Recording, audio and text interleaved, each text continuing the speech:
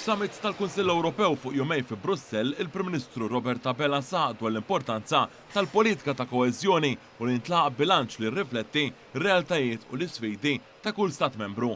F'din il-laqgħa l-mexxejja kellhom l-opportunità li jiddiskutu il-progress milquh taħt il-Presidenza Ċipriotta fin-negozjati dwar il-Baġit Ewropew li jmiss għas-snin ta' bejn l-2028 u l-2034. F'dan il-kuntest, il-Prim Ministru Malti tkellem b'mod partikolari fuq l-importanza li l-Unjoni Ewropea tibqa' tħares lejn il-politika ta' koeżjoni bħala mezz tal-progress u l-iżvilupp, inkluż fl-isforzi biex tissaħħaħ il-kompetittività tal-blokk. Dawn id-diskussjonijiet saru wkoll fil-marġini tal-Kunsill f'laqgħa bejn grupp ta' 16 pajjiżi magħruf bħala il-Friends of Cohesion. Darba ngħid li ħammorru bl-iktar darba li se nkunu esperjenzjati li għandna l-arfin tekniku u allura nħares il-qudiem biex fil-Kunsill ta' Novembru u mbagħad aktarx finalment dak ta' Diċembru nerġgħu għal darb'oħra ninnegozjaw b'suċċess għal pajjiż. Għalhekk inħares il-qudiem illi issa li nersqu lejn it-taħdidiet aktar intensivi tal-baġit illum għamilna platform solidu għal pajjiżna li jippermettilna nibnu fuqu biex nerġgħu nġibu dak il-baġit tant importanti ta' fejda l pajjiżna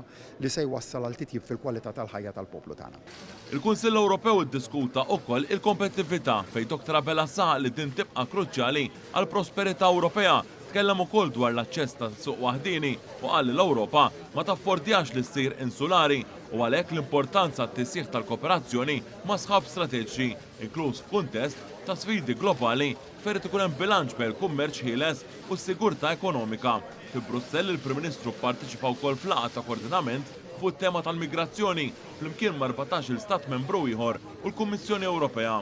Il-politika ċara tagħna hija illi malli persuna tidħol irregolarment ġewwa pajjiżna immedjatament jittellaq proċess biex tiġi ripatrijata. Dik il-politika magħrufa bħala returns policy, issa se jkollna dan il-kunċett aktar strutturat bħala stati membri tal-Unjoni Ewropea tar-returns hub, jiġifieri fejn wieħed jista' jirritorna lura immigranti li jkunu daħlu regolarment ġewwa pajjiżna lejn pajjiżi li huma meqjusa bħala ta' safe return.